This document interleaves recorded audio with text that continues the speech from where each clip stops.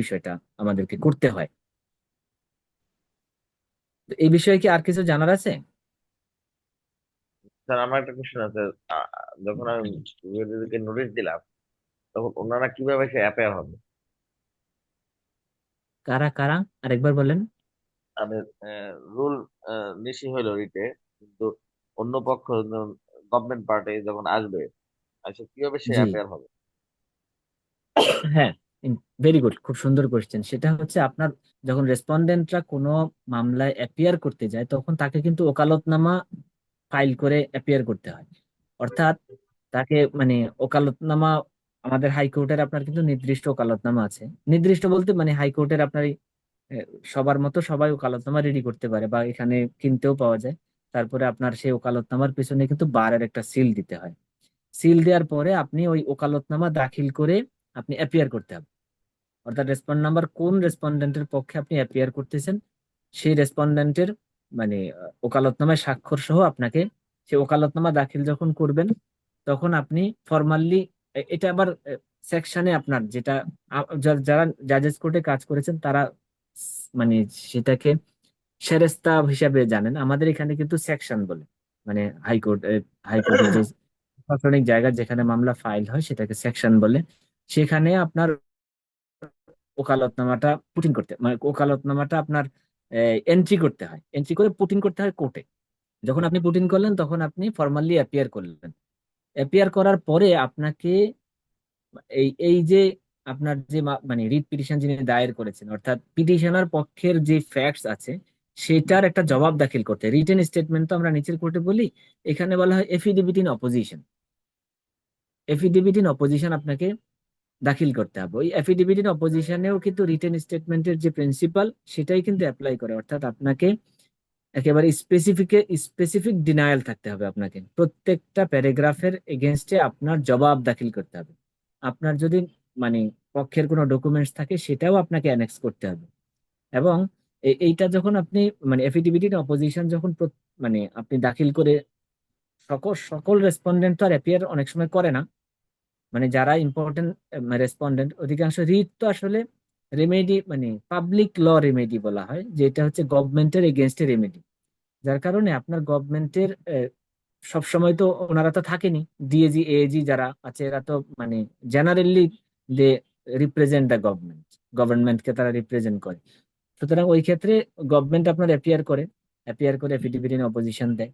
আবার অনেক ক্ষেত্রে দেখা যায় যে আপনার দেখা যায় ওই যে আপনার যারা ডেপুটি কমিশনার আছেন, ডিসি আছেন, মানে আরো অনেককে তো পার্টি করতে হয়। পার্টির যারা অ্যাপিয়ার করবেন তারা এফিডেভিট ইন অপোজিশন দিতে পারেন বা নাও দিতে পারেন। যারা দিবেন মানে নির্দিষ্ট সময় মানে কোর্ট হয়তো অ্যালাউ যতদিন করবে, অর্থাৎ রুল শুনানির আগ পর্যন্ত দেওয়ার সুযোগ আছে। রুল যখন শুনানি হয়ে যাবে তখন এই রুলটা ডিসপোজ অফ হয়ে যাবে, ডিসপোজ অফ করে ফেলবে, হয় অ্যাবসলিউট করবে কিংবা ডিসচার্জ করবে। তো এই বোথ পার্টিজ আপনার জবাব দাখিল মানে যে রেসপন্ডেন্ট জবাব দাখিল করার পরেই, এটা কিন্তু আবার মানে ইয়ার মতন না, কি বলে, সিভিল মামলার মতো না। অর্থাৎ সিভিল মামলায় যেমন আপনার রিটেন স্টেটমেন্ট দাখিল করার আগ পর্যন্ত ইস্যু ফ্রেম হয় না, এখানে কিন্তু এরকম না। অর্থাৎ আপনি যখন নির্দিষ্ট টাইমের পর আপনি অ্যাপিয়ার না করলেও কিন্তু আপনার রুল শুনানি হবে। যদি আপনি রেসপন্ডেন্ট যদি অ্যাপিয়ার নাও করে তাও কিন্তু আপনার রুল শুনানি হবে। আবার অ্যাপিয়ার করলো কিন্তু এফিডেভিট ইন অপোজিশন দিল না, সেক্ষেত্রেও কিন্তু আপনার রুল রেডি থাকলে শুনানি হতে পারে। তবে একটা জিনিস এটা আপনার পরবর্তীতে লাগবে হয়তো, যে যদি মামলায় এফিডেভিট ইন অপোজিশন যদি না দেয় রেসপন্ডেন্ট, তাহলে ধরে নেওয়া হবে যে সে পিটিশনারের যে অ্যাভারমেন্টস মানে তার যে কথা, তার যে বক্তব্য সেটাকে সে অ্যাকসেপ্ট করেছে হিসেবে ধরে নেওয়া হবে। এটা আবার অ্যাপিলেট ডিভিশনে যখন মানে সিপিএল তে যাবে, মানে এই জাজমেন্টের এগেনস্টে যখন আপিল করবে অ্যাপিলেট ডিভিশনে, তখন কিন্তু আবার অসুবিধায় পড়বে। কারণ তখন কিন্তু এই ধরনের আপনার ডিসিশনও আছে, অ্যাপিলেট ডিভিশনের ডিসিশন আছে যে হাইকোর্টে যদি আপনার এফিডেভিট ইন অপোজিশন দেয়া না হয় তাহলে এটাকে ধরে নেওয়া হবে যে সে অ্যাডমিট করছে, অর্থাৎ রেসপন্ডেন্ট অ্যাডমিটেড দ্য ফ্যাক্টস। তো এই ধরেন বোথ পার্টির যখন এফিডেভিট ইন অপোজিশন দেওয়ার পরে মামলা মানে এটা হচ্ছে মানে এটা সুন্দরভাবে নিষ্পত্তি হওয়া আর কি। যে যদি মানে এফিডেভিট ইন অপোজিশন চলে আসে তাহলে মামলাটা আপনার মানে এট লেংথ শুনানির পরে সেটা জাজমেন্টে চলে যায়। আর জাজমেন্টের পরে যদি আপনার মানে কেউ যদি অ্যাগ্রিড হয়, তাহলে তার তার জন্য কিন্তু আরেকটা ফোরাম আছে, অ্যাপিলেট ডিভিশনে যেতে পারে, সেটা সিপি দাখিল করতে পারে।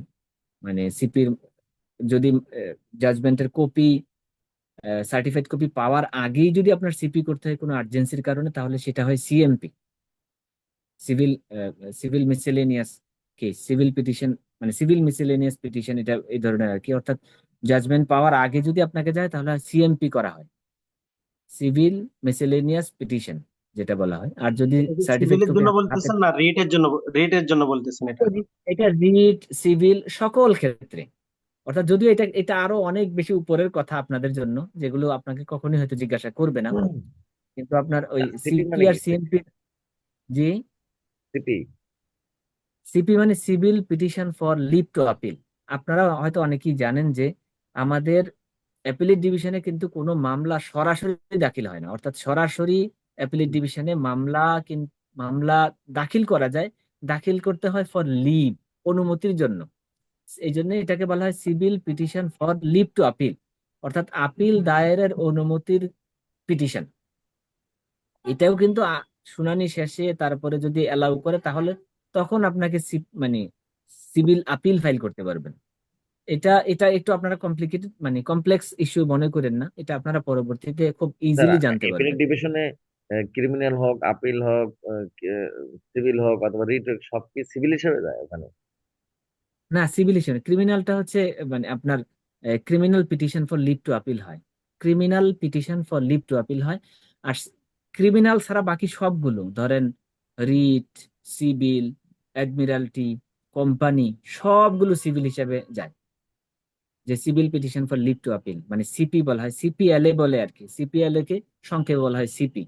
আর শুধু ক্রিমিনালের ফাইলটাও ক্ষেত্রে কি আপনার সেকশনে জমা দিতে হবে নাকি? এই কোনটা? সিপি ফাইলটাও কি ওই যে নতুন ফাইলিং এর মতো সেকশনে জমা দিতে হয়? হ্যাঁ, ওইটার জন্য অ্যাপিলেট ডিভিশনের ফাইলিং আর কি। ওই আমরা যেটা আলাপ করতেছি এটা হচ্ছে মানে হাইকোর্টের ফাইলিং, আর ওটা হচ্ছে অ্যাপিলেট ডিভিশনের ফাইলিং, ওইটা আলাদা ফাইলিং সেকশন আছে। ওইখানে আপনার ওগুলো তো পেপার বুক রেডি করে দিতে হয়, অনেক, ওইটা অনেক ঝামেলা, অনেক কিছু করে তারপরে জমা দিতে হয়। তো আমরা হাইকোর্টেই থাকি, আমাদের আমাদের যেই ইস্যুগুলো, অর্থাৎ স্যার, মানে পেপার বুক বলতে কি বোঝায়? পেপার বুক মানে হচ্ছে আপনাকে বই আকারে তৈরি করে দিতে হয়। অর্থাৎ এটা আপনি যখন হাইকোর্টেও যখন আপনার এই ক্রিমিনাল আপিল গুলো শুনে, ধরেন কনভিকশনের এগেনস্টে হোক কিংবা এই আপনার এই, অর্থাৎ মানে সিভিলেও কিন্তু পেপার বুক তৈরি করতে হয়।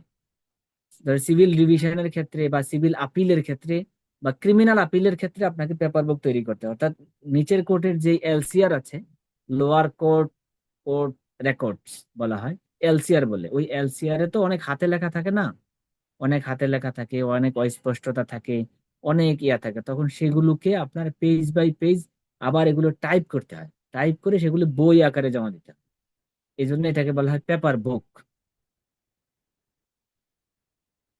Okay sir. তো আমাদের আমাদের মোটামুটি আসলে প্র্যাকটিক্যাল ইস্যুগুলো তো আসলে কয়েকটা স্টেজ বাই স্টেজ আলাপ করলেই মোটামুটি শেষ হয়ে যায়। এর মধ্যে আমরা মোটামুটি জানলাম। এখন আপনাদের আর কোনো ফার্দার কোশ্চেন আছে কিনা, যে মানে এই প্র্যাকটিক্যাল ইস্যুগুলো নিয়ে যে কোনো কোশ্চেন করতে পারেন।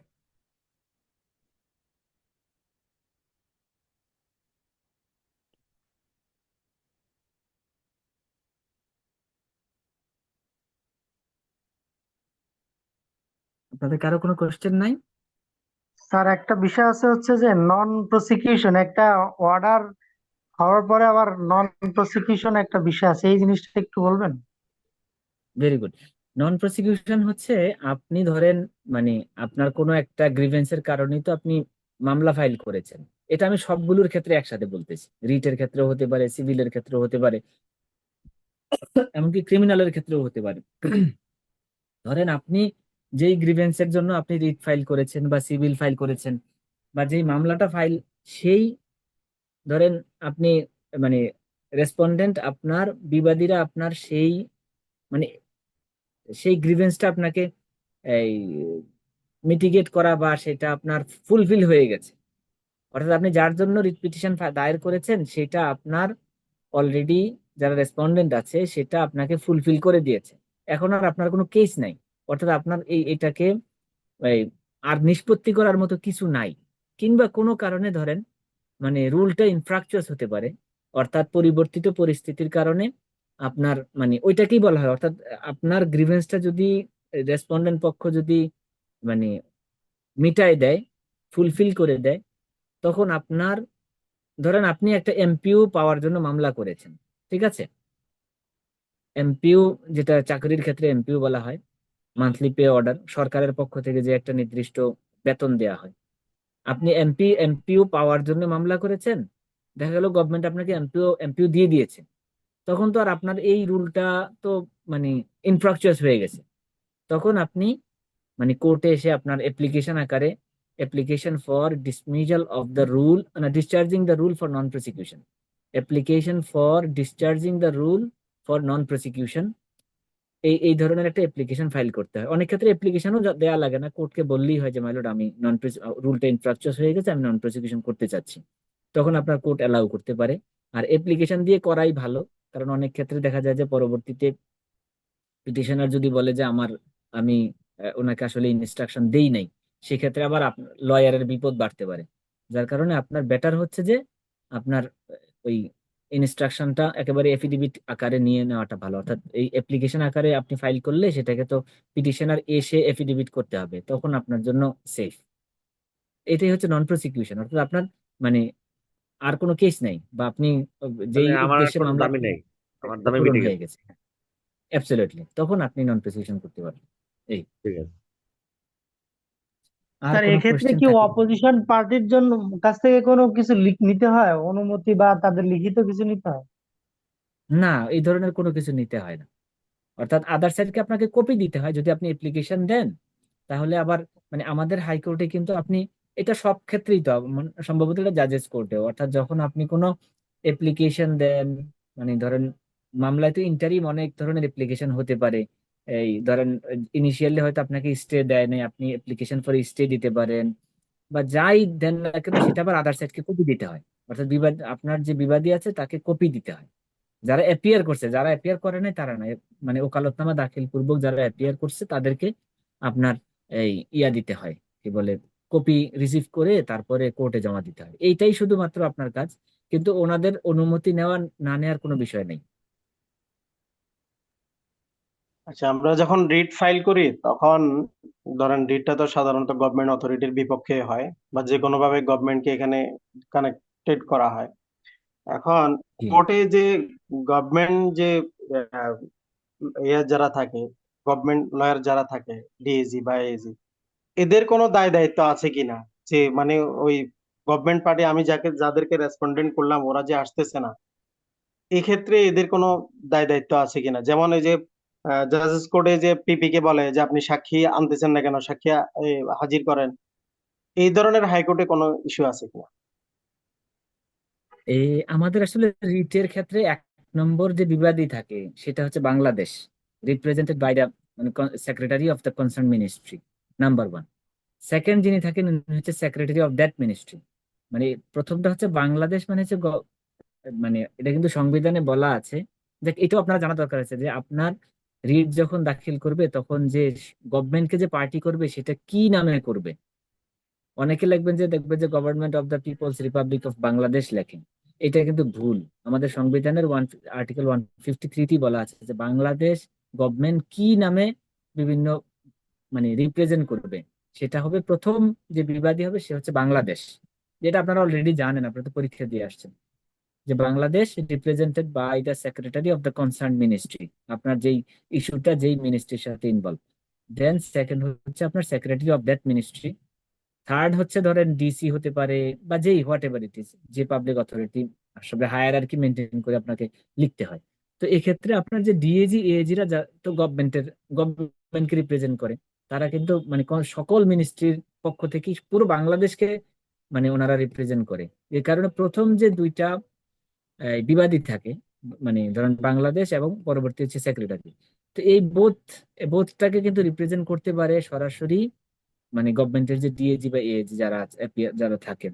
এর পরে যারা বিবাদী থাকেন তাদেরকে আপনার অনেক সময় কোর্ট বলে যে আপনি তাদেরকে একটু খবর দেন, হয়তো কোনো কারণে জানতে পারে না, বা ওই ওই রেসপন্ডেন্টের কিন্তু কনসার্ন লয়ার থাকতে পারে। ধরেন আপনার আমাদের যে নেসকো আছে, মানে যেগুলো বা বাপেক্স আছে, বা বিসিআইসি আছে, বিভিন্ন ধরনের স্ট্যাটিউটরি কোম্পানিগুলো আছে না, সরকারি কোম্পানি। ওই কোম্পানির আবার পার্টিকুলার লয়ার থাকে। ওরা আবার মানে ওদেরকে রিপ্রেজেন্ট করে কোর্টে। তো নর্মালি আপনার যদি কেউ না অ্যাপিয়ার করে তাহলে কোর্ট, মানে তখন ওই যে যারা ডিএজি এজি আছে তাদেরকে বলে যে আপনারা দ্রুত মানে এই মানে রেসপন্ডারকে খবর দিতে পারেন, কিংবা আপনারা যাদেরকে রিপ্রেজেন্ট করেন তাদের পক্ষ থেকে এফিডেভিট ইন অপোজিশন ফাইল করেন। এটা কোর্ট বলতে পারে, কিন্তু এটা ম্যান্ডাটরি না। কোর্ট নর্মালি বলে না, মাঝে মাঝে বলে, কোনো কোর্ট বলতে পারে। আর কোনো কোশ্চেন আছে ভাই?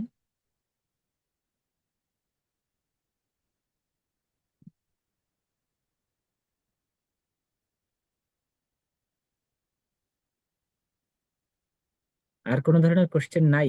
বা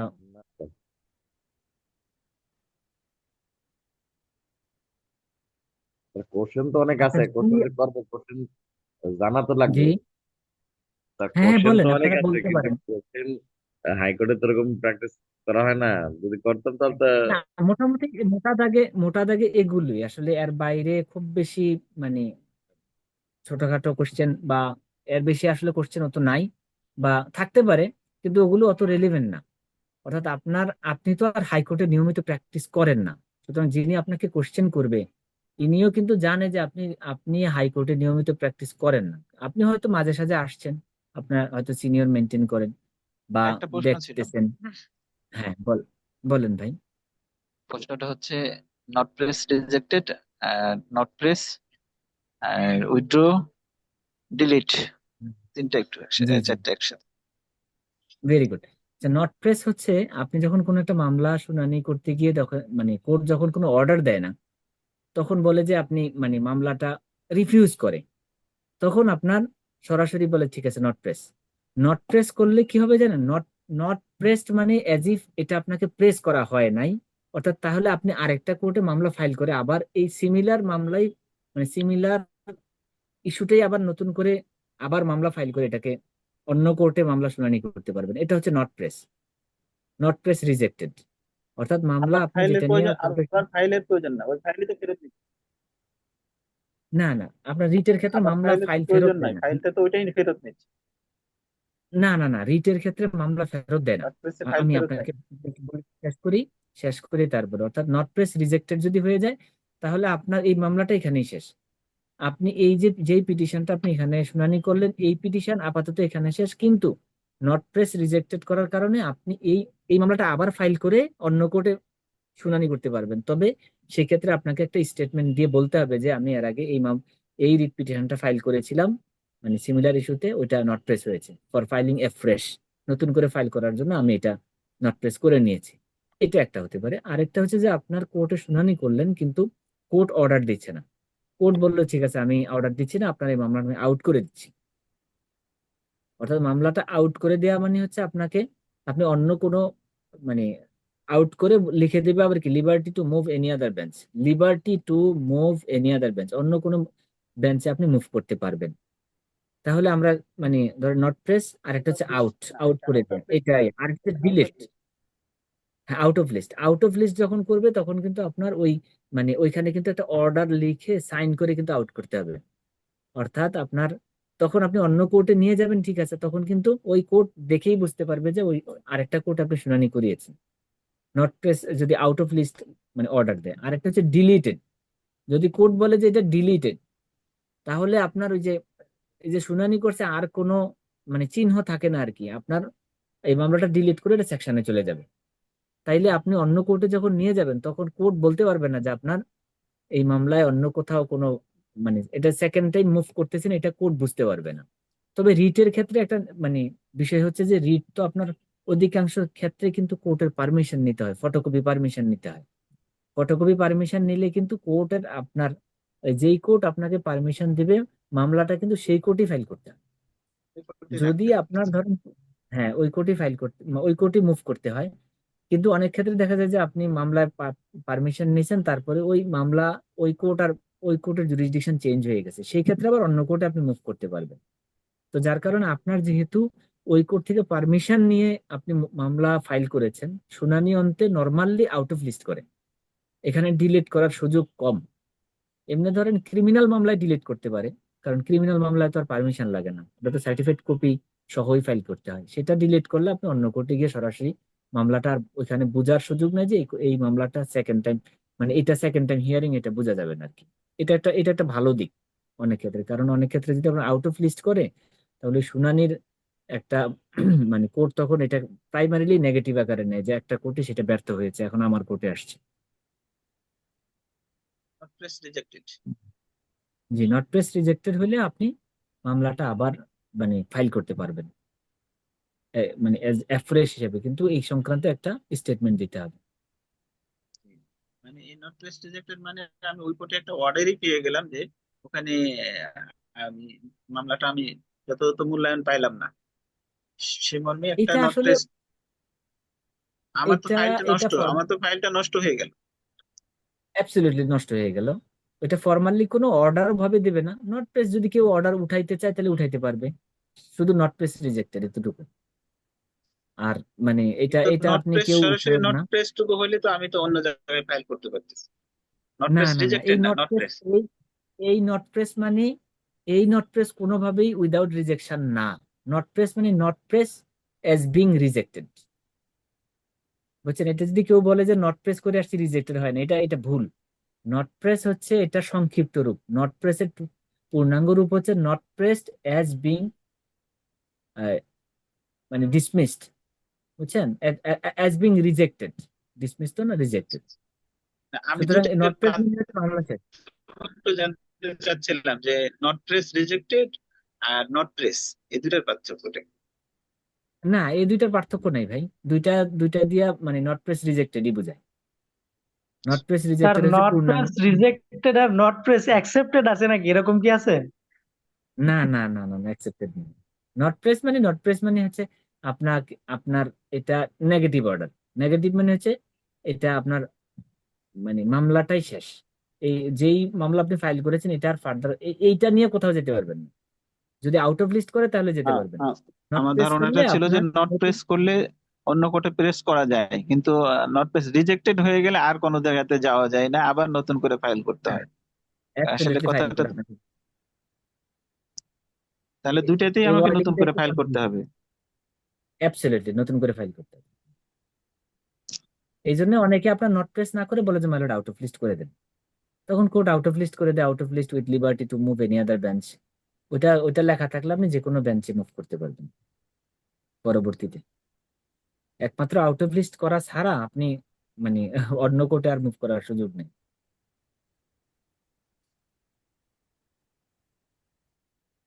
তাহলে আর কোনো কোশ্চেন আছে?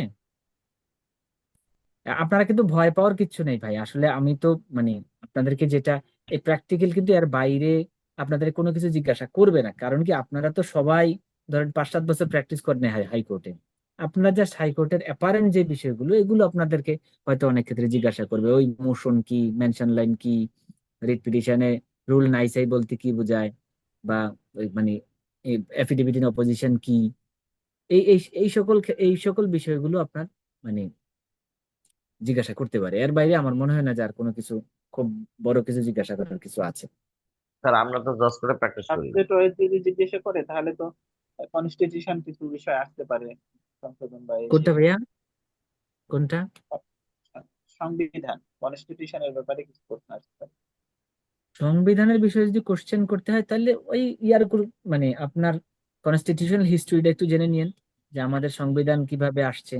আমাদের সংবিধানে আপনার ওই যে প্রভিশনাল কনস্টিটিউশন, যে কনস্টিটিউশন কিভাবে এসেছে, তারপরে আপনার সাবসিকুয়েন্টলি যে আমাদের মানে কনস্টিটিউশনাল যে ছিল, কি বলে ওনাদের নাম, মূলনীতি। ওই 34 যে মেম্বার ছিলেন সেটাকে কবে গ্রহণ করলো, কনস্টিটিউশনাল হিস্ট্রিটা একটু জানবেন, নাম্বার ওয়ান। অ্যানাদার ওয়ান হচ্ছে যে আমাদের কনস্টিটিউশন অলরেডি 16বার সংশোধনী হয়েছে, প্রত্যেকটা সংশোধনী একটু জানবেন।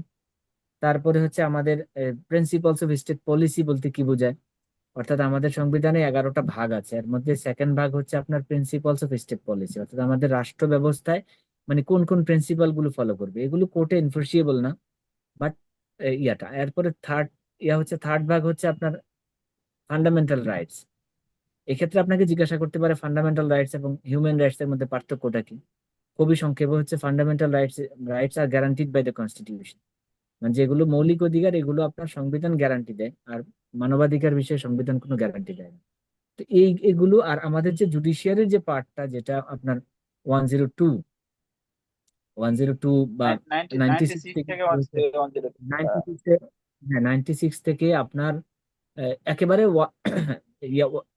112 পর্যন্ত মনে হয়, যে এইগুলো যে আছে আপনার এই এই আমাদের কোর্ট কেন্দ্রিক যেই প্রভিশন গুলো আছে আপনার, এগুলি মনে হয় এগুলোর সম্পর্কে জিজ্ঞাসা একটু ধারণা থাকলে ভালো হবে। বিশেষ করে আমাদের অ্যাডমিনিস্ট্রেটিভ ট্রাইব্যুনাল, এই আপনার তারপরে হচ্ছে আপনার যে 112-তে যেটা বলা হয়েছে যে মানে আপনার সবাই যে কনস্টিটিউশনের আন্ডারে বা কনস্টিটিউশনাল অর্ডার গুলোকে কমপ্লাই করা, জাজমেন্ট কমপ্লাই করা, এগুলো আপনারা একটু মোটামুটি ধারণা রাখবেন, স্যার আমাকে যদি কোশ্চেন তাহলে করা হয় যে একটু আপনি সুবিধা হবে। কোথায় প্র্যাকটিস করেন, আমাকে আমি না মানে আপনাকে না, মানে আমাকে যদি কোশ্চেন করে বোর্ড যে আপনি কোথায় প্র্যাকটিস করেন, হ্যাঁ, তা জি আমি স্যার তো আমি আসলে যশোরে প্র্যাকটিস করি এখন। আর ওখানে ইন্টিমেশন লেখা আছে আমি 6 মাসের হাইকোর্টের সিনিয়র সাথে প্র্যাকটিস করি। এখন কোন এই কথাটা ক্ষেত্রে বললে আপনারা ভালো হবে? ট্যাক্টফুলি কথা বলি যে যে মাইলর্ড আমি কিনা অমুক সিনিয়রের সাথে আছি, আমি ওনার সাথে প্র্যাকটিস করি ব্যাস। আর মানে কোথায় প্র্যাকটিস করেন হাইকোর্টেই বললেন, কারণ হাইকোর্টে আসা যাওয়া করি সিনিয়রের সাথে, জাজেস কোর্টেও যাই মাইলর্ড, জাজেস কোর্টে তো ওখানে যাই, আর মানে বাকি অংশটুকু আমি আমার সিনিয়রের সাথে কোর্টে আসা যাওয়া করি। এটা এইভাবেই বলবেন। আর ওনারাও এক্সপেক্ট করে যে আপনি ফুল টাইম এখানে হবেন না এখনো, কারণ আপনার তো মানে এখনো এখানে মুভ করার মতো আপনি রাইট অফ অডিয়েন্স এখনো পাননি। Okay sir. আচ্ছা স্যার তাহলে কি মানে কনস্টিটিউশন নিয়ে আমি একটা বিষয় জানতে চাচ্ছিলাম। বলেন বর্তমানে তো। বেসিক্যালি তো বলতে গেলে কনস্টিটিউশন বাংলাদেশে মানে মানে প্রক্রিয়া নাই আর কি, মানে এক্সিকিউটটা তো এই ইন্টারিম গভর্নমেন্ট তো এই কনস্টিটিউশন তো হোল্ড করতে পারছে না, সেক্ষেত্রে সংস্কার হচ্ছে, সংস্কার কমিশন তৈরি করছে।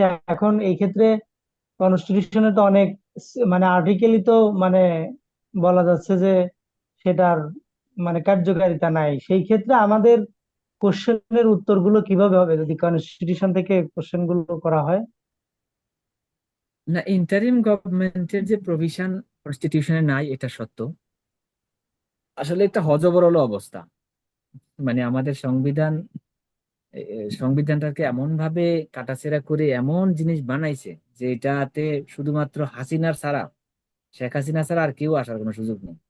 তো এই জন্য আসলে এটা কনস্টিটিউশনাল কনভেনশন কিছু আছে, বা ডক্ট্রিন অফ নেসেসিটি বলে একটা মানে আমাদের সাংবিধানিক একটা প্রিন্সিপাল আছে, মানে অর্থাৎ এটাকে আমি বাংলায় কিভাবে বলবো, ডক্ট্রিন অফ নেসেসিটি অর্থাৎ প্রয়োজনের ডক্ট্রিন। ধরেন বাংলাদেশে এখন মানে ওই সময় তো গভর্নমেন্ট ছিল না, গভর্নমেন্ট পালাই গেছে, তাহলে এটা তো একটা ভ্যাকুয়াম তৈরি হয়েছে। তো এই ভ্যাকুয়ামে কিন্তু মানে রাষ্ট্র তো ভ্যাকুয়াম থাকতে পারে না, তাহলে সামওয়ান হ্যাজ টু কাম। ওই সময় মানে এই আমাদের কিনা ইন্টারিম গভর্নমেন্ট আসছে। আর ইন্টারিম গভর্নমেন্ট এটা এটা হচ্ছে মানে কনস্টিটিউশনাল কনভেনশনের একটা মানে এটা হচ্ছে আপনার কি বলে যে একটা জনগণের সাপোর্ট আছে, মানে 100% না হোক 90% জনগণের সাপোর্ট আছে, সেখানে সেভাবে সংবিধান আসছে। এখন ইন্টারিম গভর্নমেন্ট তো সংবিধান স্থগিত করে নাই, অর্থাৎ সংবিধানের যে আপনার রাইটস গুলো আছে, মৌলিক অধিকার গুলো আছে, এগুলো তো সংবিধান স্থগিত করে নাই। সুতরাং আপনাকে ওই সংক্রান্ত কোনো কোশ্চেন করবে না। হয়তো কোশ্চেন যদি কারো কোনো মানে মনে আসে যে আপনি আমাদের ইন্টারিম গভর্নমেন্ট কি সংবিধানের আন্ডারে হয়েছে কিনা, সেক্ষেত্রে আসলে এগুলো মানে কমপ্লেক্স কোশ্চেন, আনসারটাও কমপ্লেক্স। এগুলো আপনার এই পর্যায়ে আপনাদেরকে জিজ্ঞাসা করবে না আশা করি।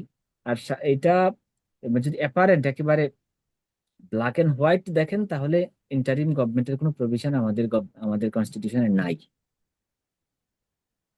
আর এই ক্ষেত্রে আমাদের একটা পজিটিভ তাহলে দিক হচ্ছে এখন কি আমাদের আমাদের যদি বলে যে আমাদের দেশ কি এখন কনস্টিটিউশন অনুসারে চলতেছে কিনা, বা এই যে ক্ষমতাটা এটা কি বৈধ না অবৈধ, এই সংক্রান্ত একটু কথা বলতে যদি বলতেন।